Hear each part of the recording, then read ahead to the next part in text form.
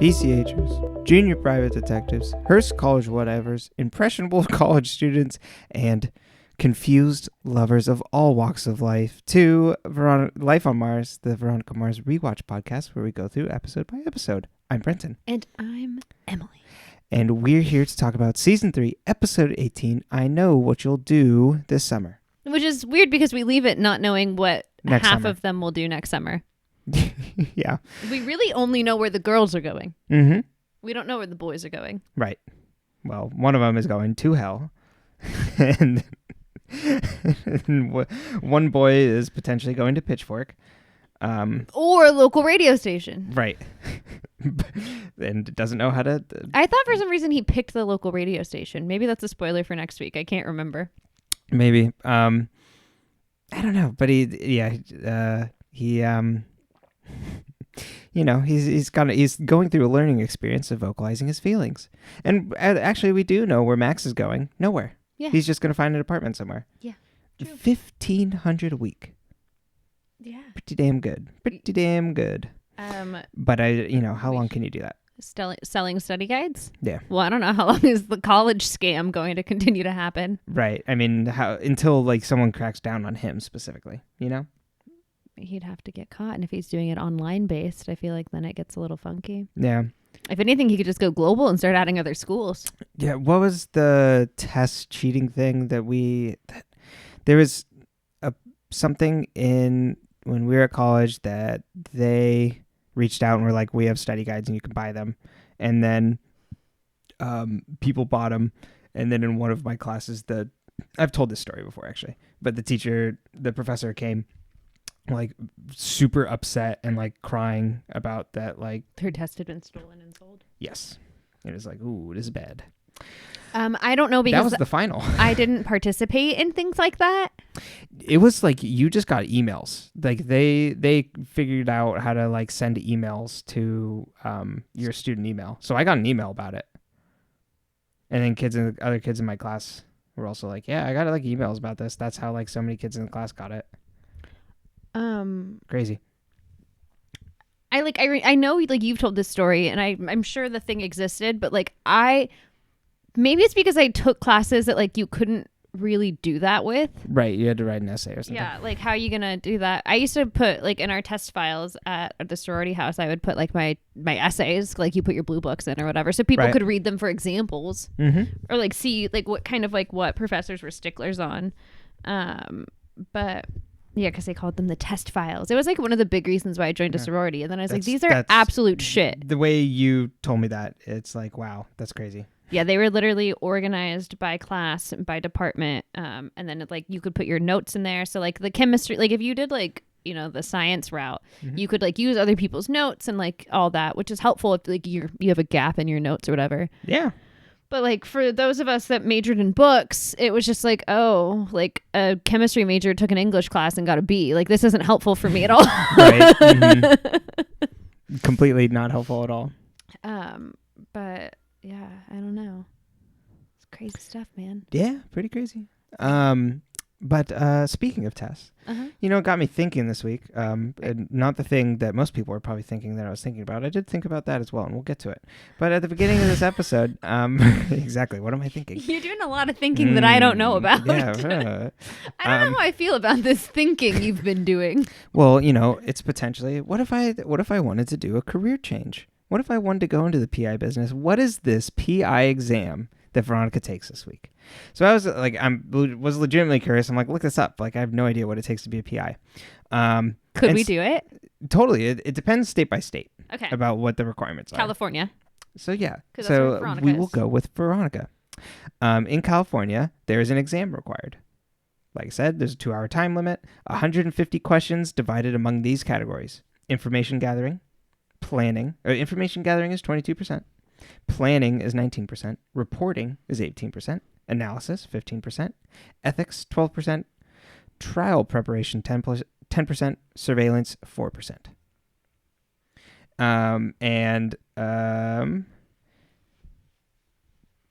Yeah, and so you have to go through the exam, potentially along with other PI skills assessment, where you're evaluated based on like proper identification, report writing, courtroom testimony, perjury, manufacturing evidence, not how to, transmission, tracking. But I guess you'd learn how to by learning about it. Totally, but that's not what they're testing you on. So, I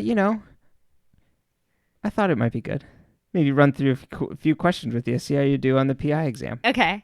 I am a PHR. I am a professional in human resources. Perfect. I have been out of the game for over a year, and I sincerely doubt PI and HR have a lot that overlaps besides, look, there's some laws that aren't the same, but they both probably have laws included. Mm-hmm.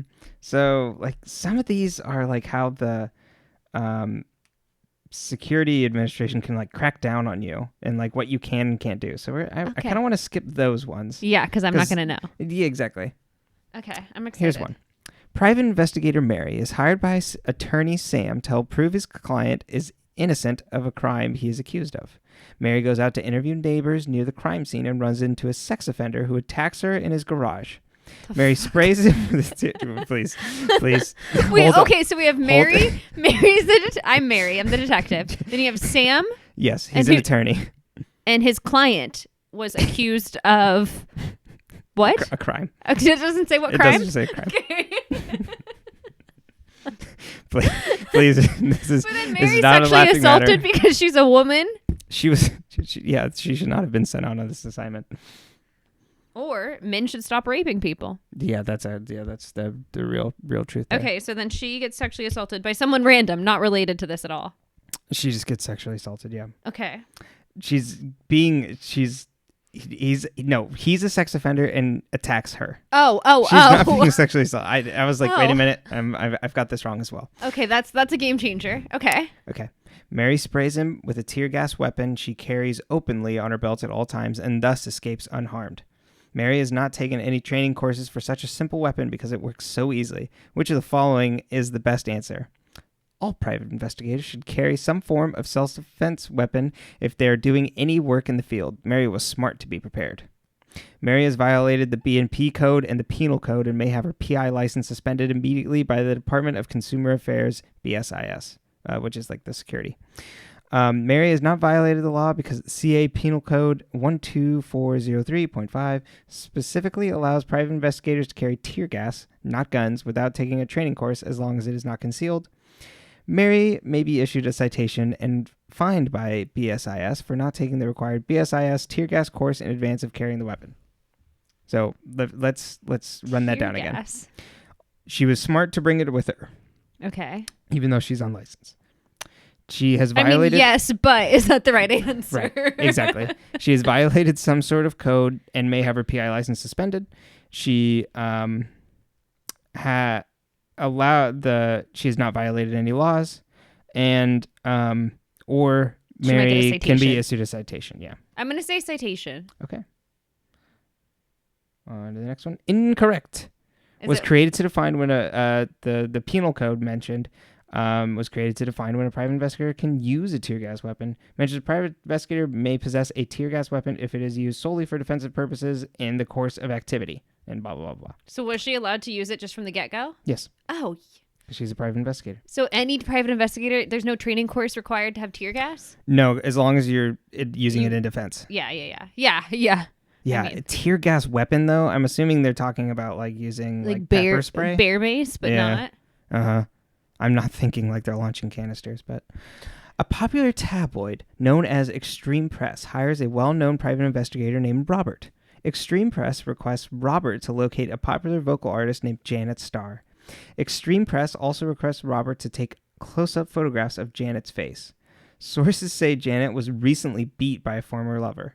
Robert is able to locate Janet shopping in a clothing store. So it doesn't sound like she was hard to find. No. It really sounds like they need to do better at their job and they didn't need to hire a PI for this job, but I digress. Probably not. Robert approached Janet and asked for an interview. Janet declines, mentioning, "Not now." When Janet begins to walk out of the store, Robert uses his body to block the exit. Robert says, "Hold on," and snaps several photographs of Janet. Which of the following is true? Janet bopped him in the face. Robert is able to take the photographs as long as he blocks Janet's exit for a reasonable amount of time, quote unquote. There is no crime, tort, or administrative violation since celebrities lose a reasonable expectation of privacy afforded to others without celebrity status. The Bureau of Security and Investigative Services may impose a $3,000 fine and or suspend, revoke Robert's private investigator license. Robert is liable for up to 3 times the amount of any general and special damages, disgorgement, subject to punitive damage, and a fine of not less than $5,000 but no more than $50,000. I'm going to say that because she's a public figure, it's that one. Yeah, I would agree with you there. But they didn't use the term public figure. Incorrect. Oh, that's actually good. Like, I'm happy about that. There were revisions in 2012. Oh. Yeah. Prohibits an assault or false imprisonment committed with the intent to capture any type of visual image, sound recording, or other physical impression of the plaintiff. So you mean all those times that they called Britney Spears crazy for like trying to drive with a child on her lap because she's trying to get away from the paparazzi? Like, now that would be illegal and they'd have to move. They can't like block her. Yeah. That would have been a game changer, huh? There you go. Wouldn't have had the photo of her driving with the baby on her lap because she would have been able to put him in the back seat in the car seat. Isn't that interesting? But because the paparazzi were around her, right? Where's she gonna? Are you gonna do that? She's like, I need to get out of here. Right. Not like she's going very fast. No. So, it was the one that was you are subject to punitive damages of a fine not less than $5,000 but no more than $50,000. Okay. That's good. All right. So far, I'm not a PI. Yeah. We're going to skip over that one. Okay. Mark, a private investigator, is hired by Corporation XYZ to perform pre-employment background checks on prospective employees, which the following They hired a PI for that? Apparently. Good God, what are they working in? You know what? We use like you use a third-party vendor because you don't want to be biased. Uh-huh. So like in theory, like he can't show the employer the findings unless they would relate to like, I don't know. There's like a lot of weird legal protections around that on the HR side that it just seems like a really bad idea. Yeah, totally. I mean, don't take that as legal advice. You hire your own attorney. But from Right. what I know from the HR space, like I wouldn't get to see anything that he found unless he was working with children and had like a specific charge against him. You know what I mean? Like they have to be really specific. Yeah, that's a weird one. Okay. Don't know why. Mark may not obtain a credit report for employment purposes under any circumstances. Mm-hmm. Mark can obtain a credit report for an applicant applying for a managerial position. Mark can obtain a credit report for an applicant applying for a position having regular access to bank or credit card information, social security numbers, and date of birth. Mark can obtain a credit report for an applicant applying for a position involving regular access to cash totaling $10,000 or more in one day. I don't think he can get it at all. Okay, we're going to click that one. Correct. Hey, a little HR for you. Yeah, I was like, you can't get a credit report. I think there's some like weird one where it's like maybe if you're like technically like then like you're a stakeholder in the business. You know what I mean? Like I think maybe, but even then I don't. You really like there should be clear lines between who you are as a person and your work. Totally. They shouldn't be able to be like. Also, the credit score was invented in the 80s. Yeah, that's 1981. It is the most baffling thing that I've learned as an adult, and it's the worst. Yeah, it is the worst. I think someone who didn't have to use a credit score to buy a house should buy me a house because it's the only way that's going to be fair to me. Yeah. And I have a high credit agree. Score. Mm-hmm. I just don't have money. I thought someone put the audacity of boomers in one move. Exactly. It's fucked up. Well, 1 out of 3 is not good. You're not going to be beating Veronica's score. That's all I can say. I also didn't get to study, and I haven't had the hands-on experience she has. Mm-mm. Or the legacy, you know. Yeah, I don't have a family legacy of PIs. My family's all teachers. That's right. Not that any job is more important than one another. I would argue that what they do is the most important thing in the world. Well, apparently in Neptune, the logical the conclusion to PI, as we discussed last week, is a sheriff for whatever reason. So God knows. Yep. There's always some other bigger fish, I guess, but weird. No. So yeah, we tried. We took a swing. Yeah, I did take a swing, and I hit 1. Mm-hmm. You know what? 1 out of 3 is not bad. It isn't. But yeah, now we know a little bit more about PI work. I feel like we can do some investigating of our own. I only into this episode. I don't think we have any other grounds that we're allowed to go after that score. No. So, shall we begin? Yeah, we shall. In the beginning. Well, okay. The ooze, the Big Bang. Logan, etc. We lose Duncan. He goes to Mexico. Right. So we end up here. Okay, wait, we need to go farther back. All right, there's this blonde girl named Veronica. She goes to Neptune High. So we start this episode with Veronica and Piz. They're studying, but like snuggling, but like studying. Yeah. Like we're studying. But it's like their legs are like crisscrossed. Mm-hmm. It is cute. That's like, since one of my major love languages is physical touch, I'm like, yeah, this does look appealing to me. Yeah. That does makes it sound like that we would, don't huh? touch. Exactly. Hey, in your defense, we usually have a corgi in between us, so We do, and he doesn't like to snuggle. not like that. I need to get another pet so I have something to snuggle. So Veronica and Piz are studying, and Keith comes in. He gives Veronica random questions, kind of like Brenton did to me, except she knows the answers for the PI test. She's been studying. And Piz is like, oh, that's cute that your dad wants you to like pass your test and that he's quizzing you. And her dad comes in and he's like, oh, Piz, what are you reading? And he's like, oh, I'm reading a book about this kid who goes to Hearst College with us. I'm going to interview him because he wrote a book and it's all about him being a child soldier in Uganda and how like just, horrible things. And Keith is like, oh, like it's so nice that your gentleman caller can read, basically. He doesn't say it like that, but he says it like that. Yeah. And Piz is like, oh, your dad likes me. That must be the kiss of death. And we're like, oh no, it's nice. Yeah. Look how nice that is. It's just, I don't like that they keep calling out how it's like, oh, it's like, it's nice and it's safe and it's kind of boring. And I'm like, that's not Piz true. is not boring. No, yeah. And I have never been bored in a safe relationship. Right. Yeah, it's weird. It's because it's toxic. Yeah, exactly. Men. It's because men. Yeah, and then they project that, like, that's on Veronica as well, where she's never been the, like... She dated Duncan. No. Like, how far out is she really going? Yeah, there's only one example of that. Bad boy.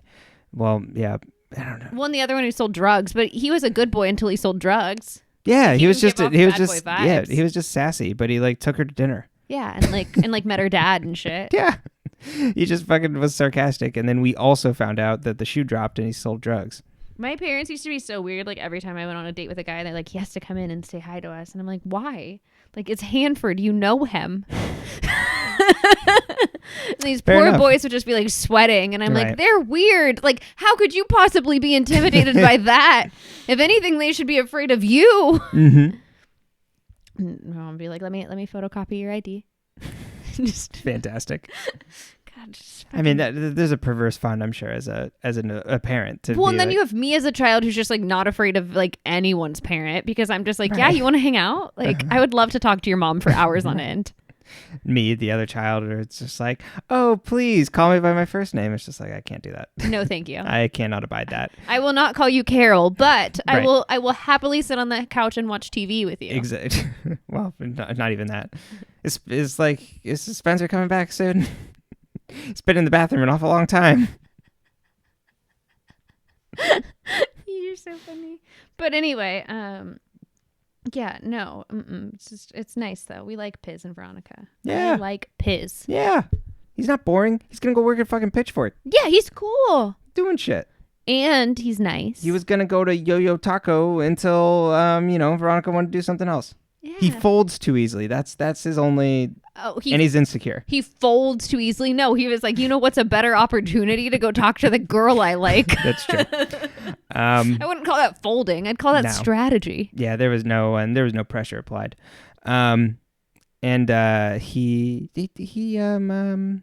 He's just insecure. That's like his only issue. I would have gladly dated a Piz in college. Yeah. He's chilling. No.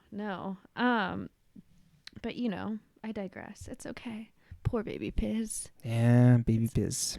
It's hard to be. It's hard to be in your late teens and early 20s. Very much is hard to be 18. I always 19. say that like I wouldn't go back to being in junior high, but I would go back to being in junior high before I would go back to 18 to 23. Maybe 18 and 19 are okay, but like 20 to 23, like no thank you. That was like I had fun, but it was dark. Yeah. No. And I met you. Exactly. Much to think about, listeners. No, good things come out of dark periods. I kid. Oh, no. You can't leave me on my birthday. Nah, I never said anything. If anything, it'd be the opposite here. No. It's been seven long years. Mm-hmm. And to 70 more. Probably more than that. We're going to live forever. Exactly. But anyway, so then Keith goes to the station because he's got to do his work. And he's like, we have a crime wave. And I just had like the weirdest visual of like criminals like body surfing. Oh my God. I was like, I don't even. Why?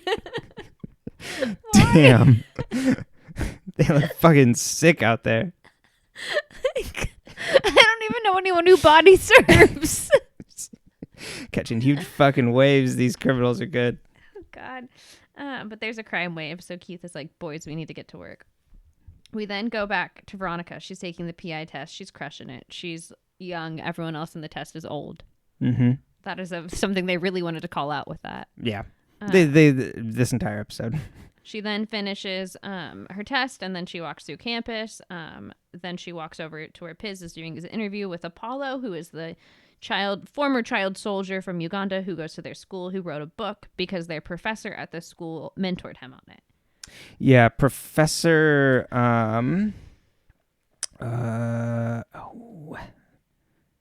Tony. Yeah, so this is a thing, and it really brought me back to this time period. This is 2007. But this was really, I remember before the big campaign, I remember Invisible Children. Mm-hmm. And I remember them like learning about them in school. Mm-hmm. And how there's this like kids are being conscripted into armies in Africa. Mm-hmm. And this one was specifically Uganda. So like this is liberally taking talking points from the Invisible Children playbook here. Mm-hmm. The LRA is a real thing, a real army. Mm-hmm. And Invisible Children's main goal at this time and why they started was to raise awareness about them and combat them. And you may wonder how they ended up in a Veronica Mars episode. Well, I know by 2012 they ended up in a Kony campaign. We'll get there. We'll get there in just a sec. So Kristen Bell and Ryan Hansen, who plays Dick. They're still friends. Oh yeah. No, I know they're still friends. It makes me happy. Good. They did a lazy boy ad together on Instagram. It was really cute. That is fun. They like do holidays together with all their kids. I mean, for all intents and purposes, outside of the show and the characters Rob Thomas has in place, is he seems like a nice person. Yeah, pretty good dude. So his wife's brother is one of the co-founders of Invisible Children, Jason Russell. Got it. Who is the director of Kony 2012. Really?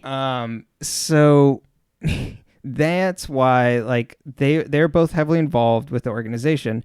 And so at some sort of Christmas party, Rob Thomas heard about he had heard about the situation in Uganda. And then Ryan Hansen was like, hey, you should read this book on like all this. So like gave him a book about it. So that's how it kind of ends up being in here.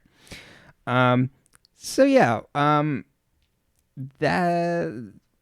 it's in the time where it's like, okay, we just need to raise awareness for this situation. We just need to get the word out. Yeah, because nobody knows, and It's crazy, and that's awful. It absolutely is. But here's the thing with Invisible Children. They were often using funds, and people were often critical of the way they're using funds because they were lobbying to have U.S. Military intervention to help this stop happening, rather than actually focusing on rehabilitating and rescuing like kids. And so their main goal is like this action that would really adversely harm the kids that are vulnerable. Yeah, the kids that are still in the situation. Totally. And they were also really targeting schools. And so they're really trying to get like kids to like get interested in it by producing films like Kony 2012, which we'll talk about in a sec, to kind of like shock people. Got it. So Invisible Children, not a great organization. Interesting. And uninterrogated here. But I have information on Kony 2012, but I don't know if you had anything you wanted to say on it before I launched into it.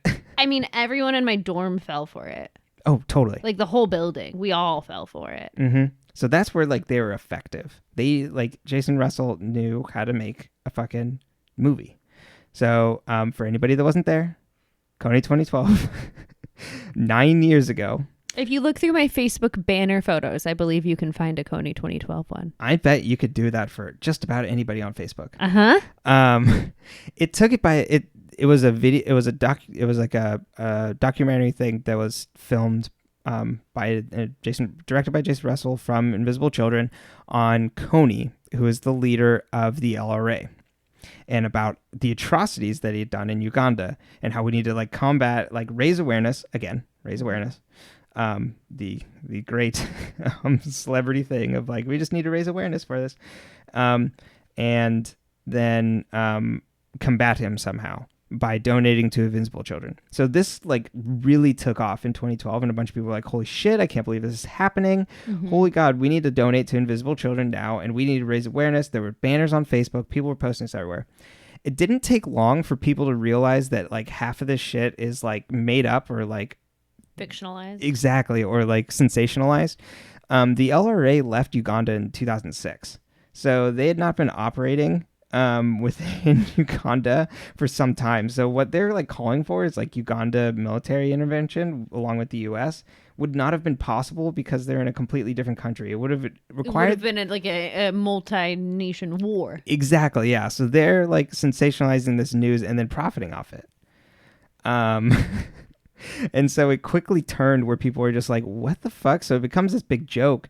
Jason Russell has a huge meltdown online of like public meltdown of like, blah, blah, blah. Like, you know, we were just trying to raise awareness, blah, blah, blah, blah, and like doing the typical thing, which we see people that are backed into a corner online nowadays do. And that was the brief son of Invisible Children before it kind of like quietly went away. And then went under some sort of restructuring in 2014. Got it. And is now doing like intelligence operations with the Uganda military force and the U.S. and the UN in Africa. Oh. So I don't know. They're a lot quieter now. Well, it's probably more effective now. I guess so. At least working with, the UN and... Totally. It is just... I find it interesting when it's like intelligence gathering and things like that, and like toward military armed operations instead of again trying to help people. Yeah, exactly. We're gonna try and like find ways and get them like the mental, physical care that they need once these children are able to separate themselves and rescue them. So it's a little bit of that white savior thing of where we are gonna come in and help you, which is a little bit of this episode as well. Yeah. So that's a lot. I wanted to do some research on it before we came in because I'm like, oh God, like this is a side plot, but this is wading into deep waters here. I wrote down Kony 2012 when I saw Invisible Children. Then I was like, this wasn't 2012. No, 2007. So again, at this time, the LRA was no longer in Uganda. Got it. Okay, already. Yeah, so Piz and Apollo have their interview afterwards. Veronica's like, oh my God, how cool. And Piz is like, oh, also, I got offered an internship at Pitchfork. It's in New York. And Veronica's like, congrats, how amazing. And Piz is like, it's in New York, though. Because he's like, oh, what are you? He won't just ask her what she's doing for the summer. No. She doesn't know because she hasn't gotten into the FBI program yet. No. He, exactly. He hasn't, we don't know much about Piz. But like it may seem that he's a little inexperienced and a little emotionally immature, and he doesn't know how to ask and voice his feelings yet. Well, I think everyone in the show is just emotionally immature but aggressive. So he's just like emotionally immature but like impassive. Yeah. That is true. You're quite right. I would argue he's probably more emotionally mature. He's just also like not quite there yet. Okay. Yeah. putting the piece together of everybody is emotionally immature and aggressive on this show. It slots a lot into place. Yeah. I would argue he's more emotionally mature than Veronica, and because he's willing to like talk about these things. And that's true.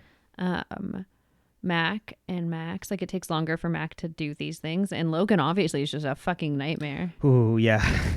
aggressive. So then Veronica also, they're sitting on the couch, her and Piz and Keith, and then we find out she passed her PI test.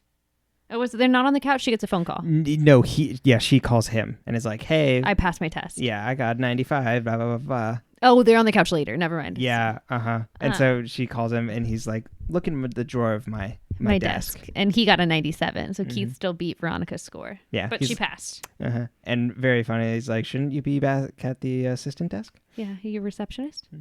I find it amazing that they have kept the office. That like Keith is like, I'm going to go back and do sheriff. But like, well, because he's on the interim. Right. That's true. And so then, probably more expensive to end the lease and pick it back up than it would be to keep it. Absolutely. Yeah, he doesn't want. Yeah, I understand not banking on it. You're right. Also, so then Veronica gets a call at the office, and it's from a man named Kiza, who says that he thinks he is Apollo's father, and he would like to meet him. And Veronica is like, ooh, what do I do?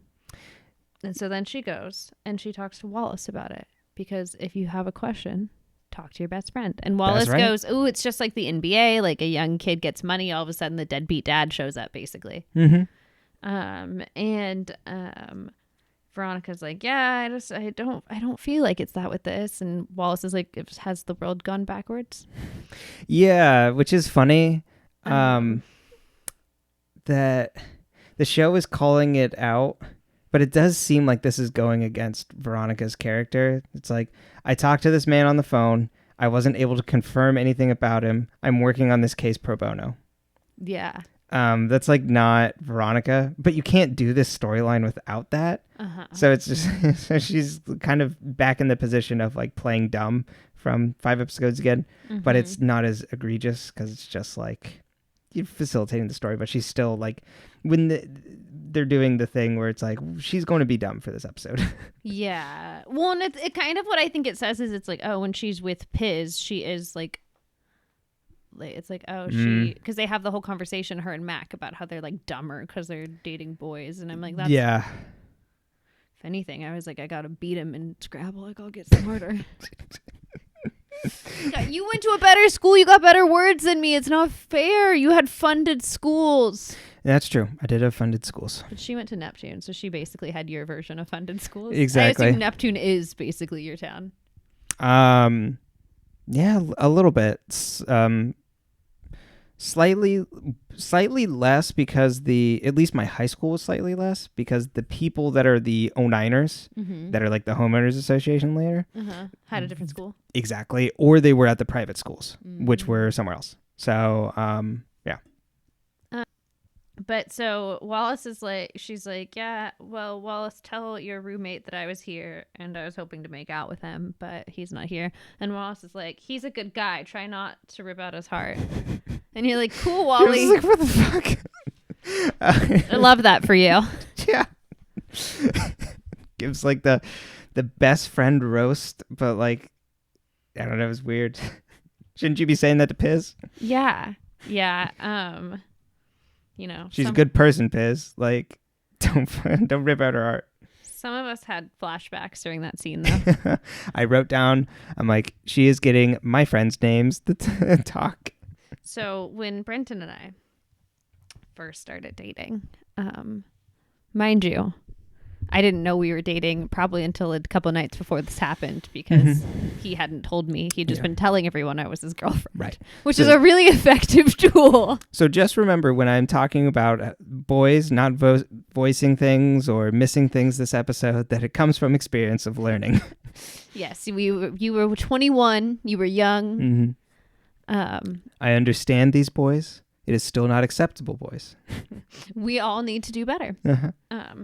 So one night while we were at Brenton's house, like he and his housemates were having a party because we lived in Isla Vista, and that's what you did every fucking Friday, Saturday, Sunday, and Thursday. Yeah, pretty much. Whenever basically whenever you can like make life go away for a while. When we could get drunk, we did. Yeah. And so I was standing in their backyard, and they were patio, and they lived cliffside, so they lived at the ocean right over the cliff. And his friend, he will remain nameless, came up drunk, obviously, picked me up, held me over the railing, not like upside down or anything. He didn't like steal my lunch money, but like put me against the railing and was like, if you hurt Brenton, I will hurt you. And then he goes, but if Brenton hurts you, I'll hurt him because I love Brenton. And then he kissed me on the head and he put me down. But it is a rite of passage. He did this to everybody's girlfriends. Not everybody's. Not everybody's, but yeah. He did it often. Mm-hmm. And I was like, I think Zach threatened me, but I also think Zach threatened you. Mm-hmm. You did. Oh, I forgot. I said his name. Yeah, it's all right. There's no identifying last name. True. That's a white boy name. Yeah. And if he happens to listen to the podcast, hello. Thank you for the threat. He would also find this funny. Yeah, I was in fact threatened, yeah. And I did not hurt you. No, you did not. I don't think. But I was like, yeah, we've all been there, except at least it wasn't my own friends. They were like, you want to go?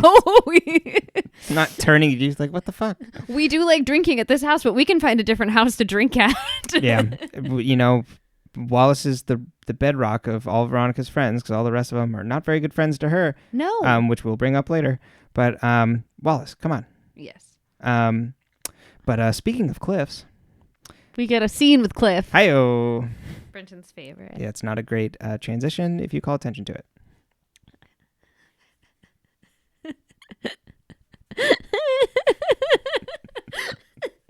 I don't know. I like it. Thank I'm you. into it. So Cliff and Keith are at the station, and there's a kid that was part of the crime wave, and Cliff is now his lawyer. So he's basically telling the kid not to respond to Keith, and Keith is like, I liked you better when I was a PI and we were on the same side. I love all the reminders to tell Keith, this sucks. Get out of the sheriff game. Yeah, you don't want to work for the people. Here. You want to work for the people. Yeah. Be a PI. Get all these homeowners associations that like people out of your hair. So the kid is like, I'm not going to talk, but he puts his arms up, and you see that on his bicep he has a shamrock tattooed on him. It looks like a temporary tattoo if you ask me. It really does. And I mean, I'm sure it was, but I could get the same tattoo, let me tell you. It'll be gone by night. But so he's like, he's part of the Fitzpatricks. So he puts him back in his cell. Veronica goes to talk to Apollo. She tells him that she's a reporter and she'd like to talk to him. And so he's like, okay. Then we cut over to Parker. Parker and Logan are having lunch with her parents.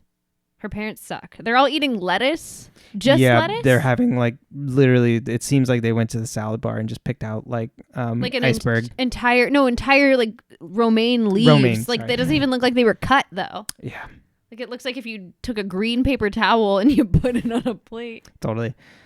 But her parents seem kind of like plain lettuce people, really. But they're like, oh no, you're coming back to Denver with us. And I just feel like more fun of people would come from Denver. Totally. I know nothing about Denver. They like weed and it's more libertarian over there. That's all I know about Colorado. Regardless, yeah. So they're like, oh, can't wait to have you home and you can work here and do this. And she's like, you can work in the office. I don't want to go home for summer. Yeah. That seems like a really big drag. Yep.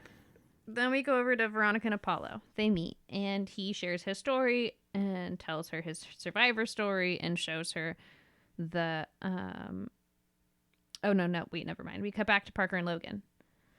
Parker and Logan are talking, and Parker's like, I can't go home, and Logan's like, you could stay at my I wrote apartment. It's a hotel room. The kicker on this is so good. And she's like, whoa, moving in, that's like a big step. Which in my brain, I'm like, no, it's just for summer. It's fine. Right, you're good. I've lived in a sorority house. Like, are you kidding She's only me? lived with Mac. True, and that's probably a very respectful roommate. Exactly. he's like, well, no, I won't be here. I'll be on a trip to South America with Dick all summer. And she's like, all summer? And he's like, yeah, all summer. Mm-hmm. And she's mad, which is 100% reasonable. Yeah, completely makes sense. Because some of us know what it's like to be blindsided. Mm-hmm. Some of us were like, oh, can't wait to spend this weekend with you, and get in response, oh, I'm going skiing with my parents. Mm-hmm. Mm-hmm.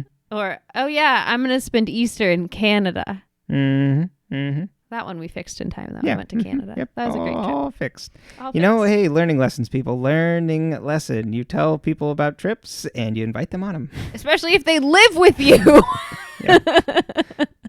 Mm-hmm. Mm-hmm. Mm-hmm. But even if they don't, Yeah. you know, it happens. Yeah. You know. But if you cohabitate, you should probably communicate. Extend the offer to your significant other. Once again, 18 to 23. not the brightest years. Not the or brightest 22. years. It might have only been 22, 23. You may even be under. I think it was 23. I think it's 23 because it was the last one was when it was my first year after. So it would have been 2016. It would have been right after my birthday. Okay. But I think I found out by Christmas. You know what I mean? Like we figured it out in time for the Easter. Okay. But regardless. Yeah. Really shitty move. And then inviting her to stay in your empty room. Yeah. Yeah, that's a little bleak. Veronica, then we cut back to her interviewing Apollo.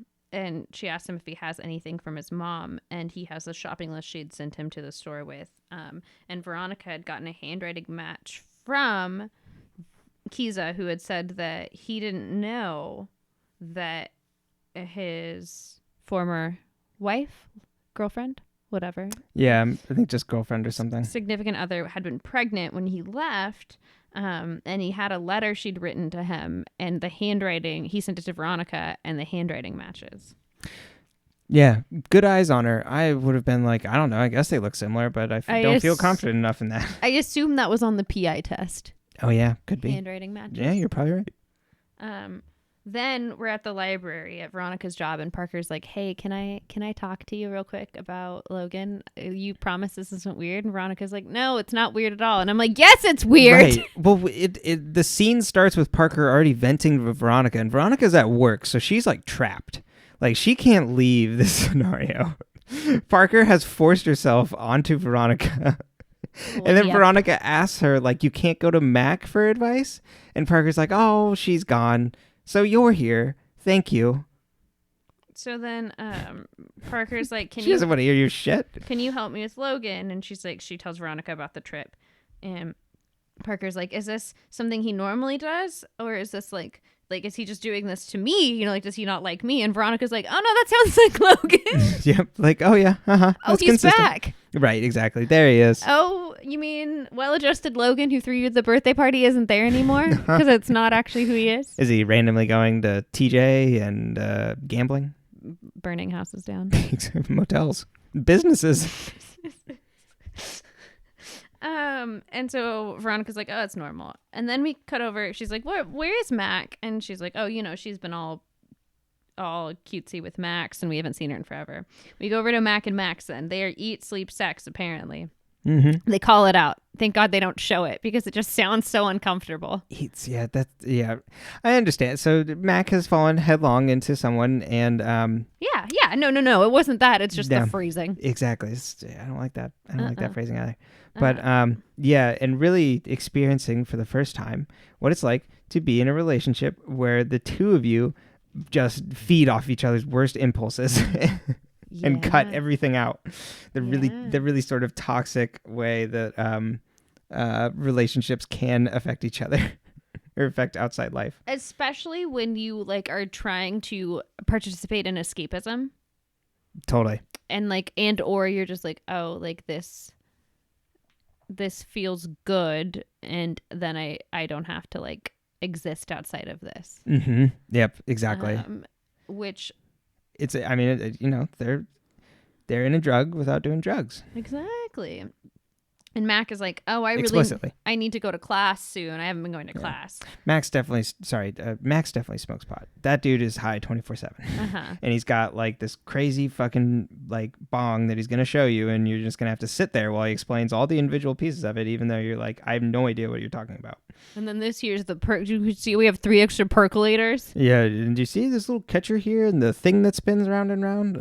What do you mean? I don't get what any of this does. Mm-hmm. Hey, do you want some candy? Yeah, pretty much. And Mac is like, yeah, I need to start going to class again soon because we just been holed up. And Max is like, yeah, I'm pretty sure. Like, I haven't gone since February. I'm just gonna get expelled soon. And Mac is like, oh God, I have to get out of this. Yeah, exactly. The light flashes before us. Which honestly, like, pretty quick. Like, totally. You go, girl. It's exactly the she's just she's seeing her light flash before her eyes. I feel very grateful that has never happened to me because good God. Like, she's immediately like, oh fuck. Yeah, which is good. We like that. It's also then confusing on how she got to that situation in the first place. If that was her wake up call, if her wake up call was that shallow. Right, exactly. And it's very funny that she has glossed over that this is like a huge part of his identity. Yeah. She's like, oh no, it's fine. Yeah, it's cool. We get along. Oh, this is funny. We're both comrades in this like scams we like to run. Pretty much. Then we go over to Logan. He's stalking Veronica at work. My God. Might as well play the fucking Jaws music from behind the bookshelf the way he's creeping on her.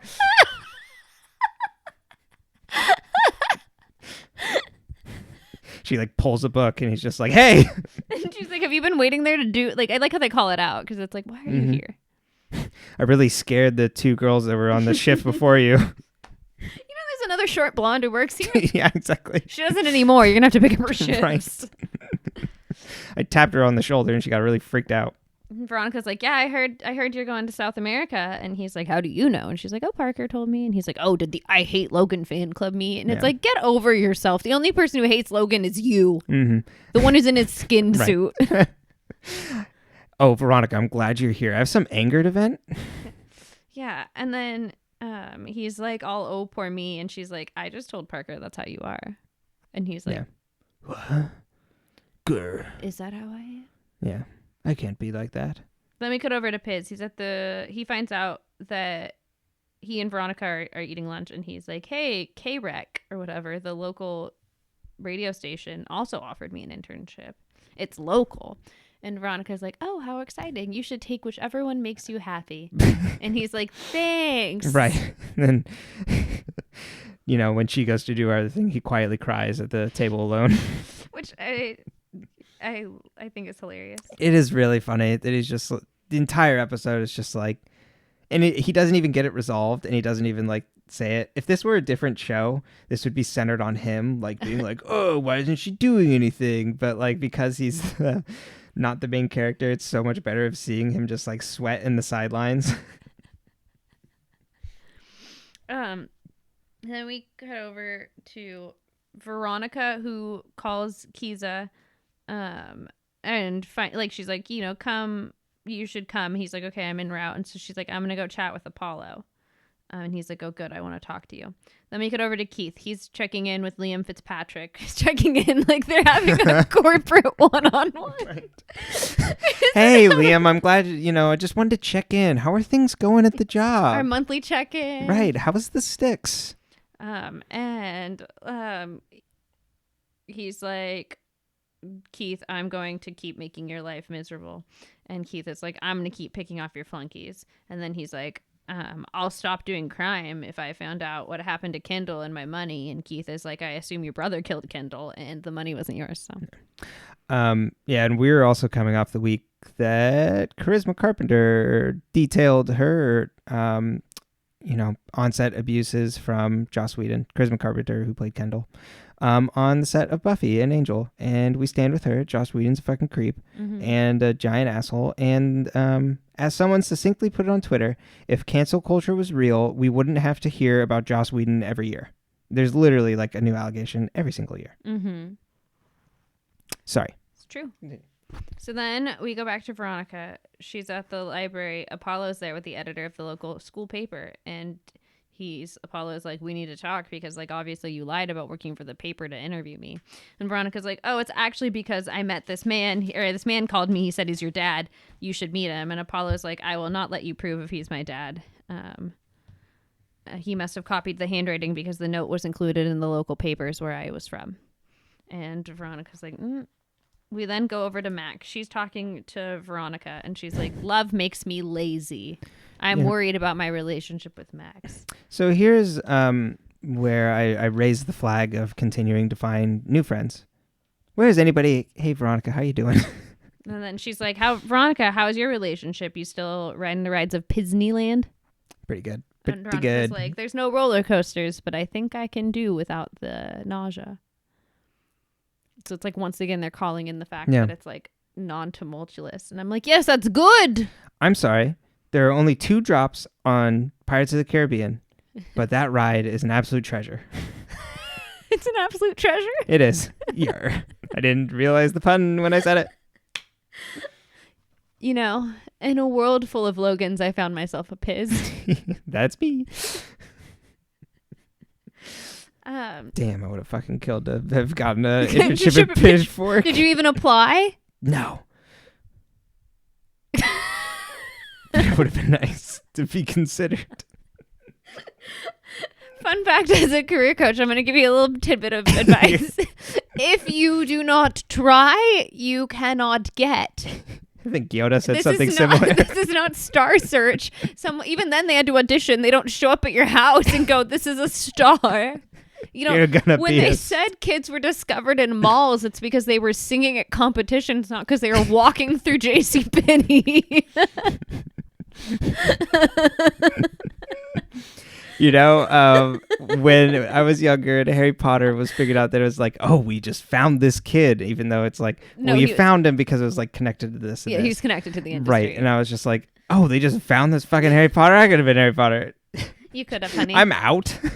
I'm out. I'm around. Well, I got fucking school. Oh my God. Yeah, or you like as a dancer, you like dance in the aisles at the grocery store so people know you're a dancer. That way, like maybe you get noticed. Mm-hmm. Cheerleaders were the worst about it. You'd see them doing like their half like cheer thing, and I'm like, full out or not at all. My family also never cared that I was dancing. Like, I used to practice my tap on the frozen aisle. I don't know why, like, to this day, if you put me in front of a frozen aisle freezer, I want to do, like, very specific tap moves. Couldn't tell you. Tap for the peas. Yeah, it's just like, oh, and, like, there's certain moves that, like, you don't really, like, jump, you know, like, you just kind of move. So then you just, like, shifting your weight while you're waiting for Granny to pick out what groceries she wants, or her chicken pot pie in case she wants something when no one's there and she doesn't want to cook a full meal. Mm-hmm. Smart. Or she'd sometimes have microwavable meals if the boys came by and between their shifts at work and they didn't have enough time for her to heat up something good, and that way they still had something to eat. Very smart. Woman was, it's a grocery store at her house. But yeah, you know, just a reminder, like, don't let the fear of striking out keep you from playing the game, baby. That's right. Wayne Gretzky. You have to actually show up for the game if you want to play. To strike out, you'd have to go. Yep. Mm-hmm. We understand now. Now there's things like I didn't do in college that I'm like, oh, I should have written for the paper. I could have written for the school paper. Yeah, I could have done a million other things with my time. But I've been to take one journalism class. That was my senior year. But prior to that, even, like, I was like, oh no, I was all intimidated. I dropped that class because the white boys in that class were so mean. That seems about right. And the teacher was a white man. He was not ideal. And I got mono, I think. Oh God, okay. Mono. Might have been sophomore year then. That's a big. I was like, I can't possibly like show up for class every day. Because literally, I am fevered. Yeah. But you know, you do what you do. I'm just saying, do things, try things, be brave. What do you got to lose? You stuck in your house anyway. Apply. Yeah. Write for the school paper now. Exactly. Just, I'll do that now. I'll retroactively. Apply. Now, but the alumni corner. Old man Jenkins. Exactly.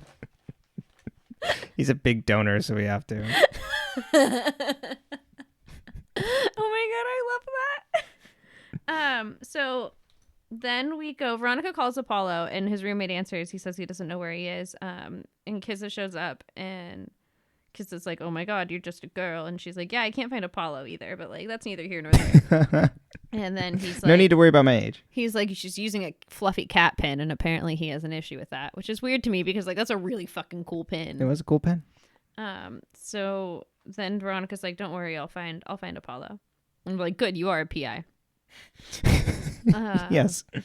Then we go over to Logan and Parker, and Logan's like, "I want to talk," and Parker's like, "I need to go to class. I don't have time to fight with you." And Logan's like, "No, I want to invite you on our trip." And she's like, "Really?" And I'm like, "Oh, honey." Yeah. Do you really want to go surfing with Logan and Dick for a summer? Yeah. Honestly, though, actually, like laying on a beach with your boyfriend's credit card, because he's in this scenario filthy rich, while they surf and you drink pina coladas, doesn't sound so bad. No, Never mind, I take it back. Bring a good book. Totally. I think she would absolutely have a great time and just have to put up with like shitty inconveniences. Yeah, drunk boys. I don't know. I got pretty good at 18 to 23. Yeah. I was real good at corralling boys. I'm sure. Yeah, you definitely were. Everybody in the Uber. Pretty much. Why is this one running? Yeah. We got a runner. And then someone always fell. It was worse than like little kids. Someone always had a boo-boo. Someone fell. Yeah. We're right on par with little kids. When I watched toddlers in gymnastics, there were less injuries. 100% fact. So then we go over, Veronica's like, "You know what? I'll check with the professor." The professor and Apollo's friend have both not seen Apollo. Veronica checks in with his friend Zeke at the African Student Alliance. And Zeke tells Veronica that Apollo did not write the book and that his advisor and the stories are true, but from other kids. And Veronica tells Wallace, and Wallace says, "Don't do anything about it because it's raising awareness for invisible children and everyone's helping."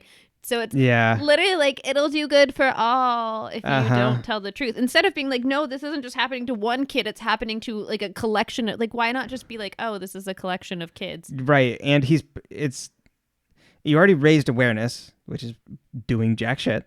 But on the other hand, like this person is profiting off it. Fuck them.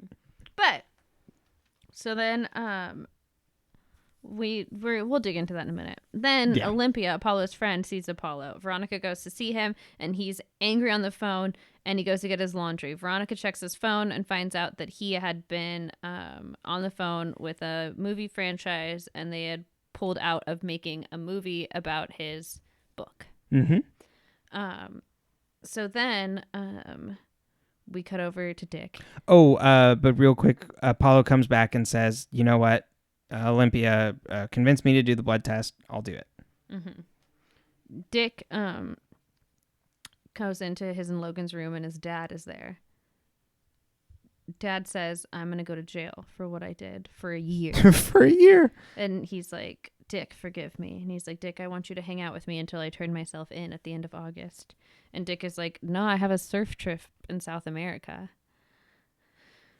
Yeah, you feel really bad for Dick. Yeah, it's humanizing for Dick in this episode. Absolutely. I never thought I would say this. And then we go over to Apollo. Veronica talks to the dad, Kizza. He tells him that Apollo won't be coming into money. Kizza says it's not about the money. He wants to know his son. He's been alone for 21 years, and he's like, "I want family. I want to be a dad. Like, I came here. I did like all the things I needed to do to stay alive, but like I'd like to have like a family." Totally. So then very, very, makes Veronica's a ton of sense. "Come back later for the blood work." We do the blood work for Apollo, but Kizza doesn't show up. And Apollo's like, it's because he is only in it for the money. You see, I set up this whole long con so that we would find out if he was really in it for the money or if he wanted to be my father. Yes. Veronica's like, "I'm so sorry that he didn't come, blah, blah, blah." And then we cut over to the sheriff station. Yeah. I was going to say the Neptune Grand Station. like it's a train private station. Security. And Vinny Van Lowe is sticking his nose in things. Yes, very, very happy with Vinny Van Lowe. Vinny Van Lowe is like, there's a new criminal element in town. they're just doing things. And Keith is like, yeah, they want you to win because you favor the Fitzpatricks. We know this. We all know this. And Keith is like, doesn't all the homes that have been part of this crime wave have been using the same security system, Safe House? Isn't it interesting that you and the Fitzpatricks are like the main funders behind this company? And Vinny's like, it would be interesting, but how would you prove that I have anything to do with all of these robberies? Mm-hmm. And we're like, how will you prove it? Vinny, chaotic good. Chaotic odd. Yeah, he's just all over the place. Yeah, I don't know if it's good. Well, he's self-serving, but like he ends up good half the time. I guess chaotic neutral, maybe. Yeah. Apollo and Veronica's like, I'm sorry your dad didn't come, and we uncover the whole setup thing that I just went over. But then the phone rings at Mars Investigations, and Veronica answers it as Apollo is leaving, sad that his father didn't come, but it's okay because he knows that he's not a real one. Right. And her dad's like, hey, Veronica, it's your father. I arrested a man who was driving a rental car with stolen plates, and he said he wanted his one phone call to be to you, and I find that odd, honey. And so then Veronica takes Apollo over to the sheriff's station, where we find out that Kiza is in fact Apollo's father, because he's like, oh, of course your mother named you after Apollo. She had a book of mythology that she loved to read, and that was one of her favorite stories or whatever. And Apollo's like, yeah, that's the book she taught me how to read in. And so then we're like, oh, cute. Yeah, it is a nice scene. It's cute. Yeah. I think that goes a long way with both of these actors doing a great job. Mm-hmm. And Apollo was actually played by the actor Nelson Ellis, more famous for where is it? True Blood. I was going to say anything other than Veronica Mars. Yeah, he was a character on True Blood. Got it. Lafayette Reynolds. Mm-hmm. But he died in 2017. He had a problems with addiction. Got it. And was trying to go quit cold turkey from alcohol. Oh. And was trying to do it on his own. Got it. Had like the major withdrawal. Yeah, which is just, it's so scary. Mm-hmm. That when you're in that deep, that you have to like slowly wean off. Mm-hmm. But yeah, I think the whole thing with the like Apollo, like a million little pieces in his own story is weird. Yeah. The whole thing's weird. It was. Yeah. I didn't understand why they did that. Yeah. So then Veronica doesn't believe him and I get that it's like, I'm trying to make sure that my dad isn't a gold digger, but it's just But you could just tell Veronica that and she'd be like, okay, let's do the blood work. Totally. Yeah, it's a weird thing. And then also like Veronica gets so lucky that this situation works out. You don't know this man, and you are forcing this man onto this kid who has been through a lot of shit. Mm-hmm. You don't know what kind of person this person is, even if they do say they're his father. Mm-hmm. My biological father. Biological father. Know? Yeah, exactly. It's not always the one. Yeah. So you don't, even outside of the money grabbing, like what kind of person did you just force onto this person's life? Mm-hmm. And then it's of course this like great thing, and it's this white savior thing. Oh, this nice white lady is fixing the problem in Africa. She brought the family together. Exactly, yeah.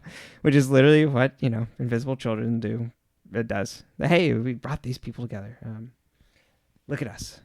So it's kind of gross. So. Mm-hmm. And then we cut over to a scene of Wallace volunteering to go to Africa with the Invisible Children. Right, there you go. Yep. Here's your recruitment. Oh, great. It's a worthy cause. And then we cut over to Max and Mac. And Mac had brought flyers with things you could do with your philosophy degree, because that's what Max is majoring in. And he's like, Mac, I'm not going to graduate. I make $1,500 a week, and I have plans to continue this for a while.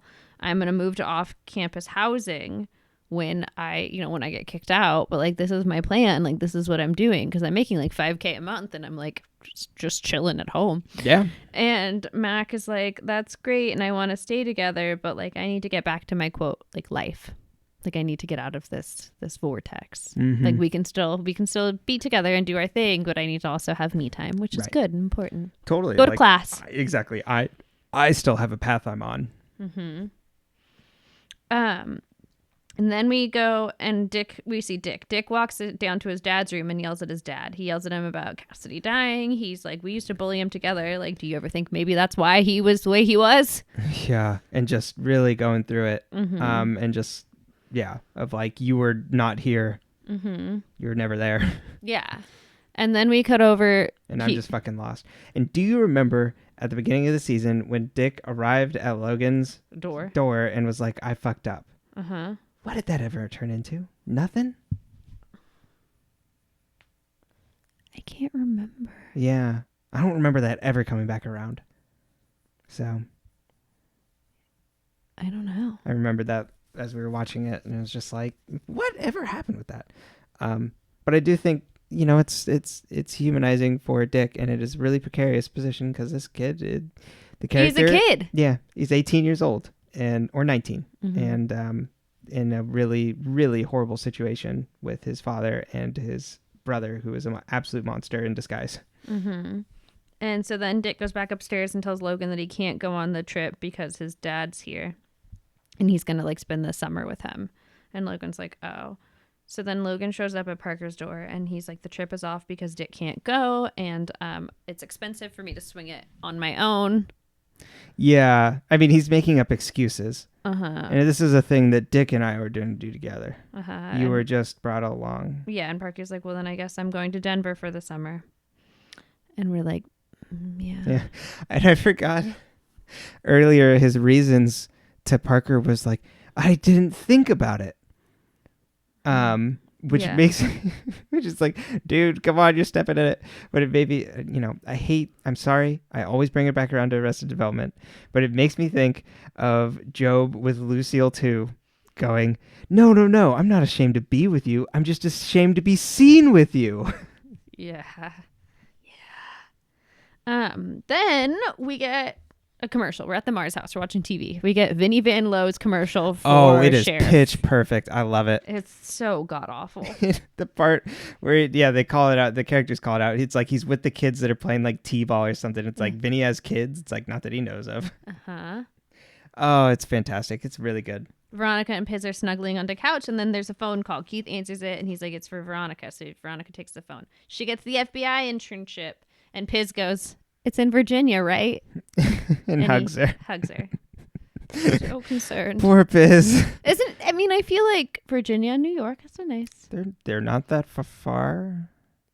And even if they are, like, if it is closer than the 5-hour whatever flight across coasts. Well, and even if it's summer, you're coming back to school next year. It's not like you're going to be apart forever. It's just exactly. And you'll talk. There's technology. Yeah, they have technology. You go hags, but then talk to each other. Did you sign yearbooks in college? All the time. Oh. I just signed books and handed them to people because a few books. Did they think you were famous? Took their textbooks as they were trying to sell them back, and I'd write them in. But yeah, so there's a little for you. Yeah. And then so the Hulu version that we were watching does not have it, but there's a PSA that originally aired at the end of this about the invisible children's thing in Uganda, and it's Jason Dohring, Kristen Bell, and Ryan Hansen, and Jason Dohring's wearing an invisible children shirt, and then being like, yeah, go find out at invisibleChildren.com or whatever. So all together worked hand in hand. Yep. But yeah, so there's a little lesson for you on how charities aren't often charities. Yeah, and if they're for raising awareness, maybe see where they're going to spend that money that you're going to send their way. What does awareness do? What is their awareness doing? Exactly. What are your actions after I give you this money? But yeah. Anything else? Nope. That's it. Shall we plug? Yes. when we're not yelling into this microphone about... That's what I picture every time you say that. It sounded like a brrr, like you're starting your engine. Oh, I was thinking of Animal from the Muppets. Oh, I love it. Sometimes we yell into these microphones and talk about other things. It's on our other podcast. It's called But Really Though. That was spelled THO. It's a variety podcast. A fun fact podcast. Fun fact podcast. A fun find podcast. We used to have to call scavenger hunts fun finds because scavenger hunts are considered hazing in sororities. That's really funny. What about the actual hazing? Like, a scavenger hunt is not hazing, but like you couldn't make them work for their gifts. That's hazing. But if you were all walking together and you happen to find a gift basket, then it's a fun find. Oh, no. It's a scavenger hunt with a different name. Use language, honey, language. Mm-hmm. But we talk about all sorts of things over there. You can find it wherever you find this podcast. You can also find me on butreallythough.com. Though is spelled THO. I'm a life and career coach. I help people get their shit together. It's a lot of fun. You can schedule a free discovery call to get to know me, see if we're a good match, and I can help you figure out what you want to do, how you want to do it, and how to make it happen. You can find this podcast on Twitter and Facebook at Mars Rewatch. You can find me on Twitter at PyleBrenton. That's PyleBrenton. You can also send us an email at marsrewatch@gmail.com. You can also watch our Let's Plays over at my YouTube channel, Burger Dish Course. We just finished up Mutant Year Zero, so you can watch that front to back. That's only 12 episodes, That's nice and tight one. That's, the end's in sight, and you just have to watch, 12. Got a dozen. But we've got a new one coming up this week. So actually, it will have already aired by the time this is up. So keep an eye out on there. I believe we are going to do Outer Wilds. So that episode will already be up by the time this is up. All right. And, oh, crap. I'm sorry. I stepped all over it. You're fine. What is it? I don't know if I had anything else to plug. I think that was it. Sorry. All right. Stay toasted, marshmallows.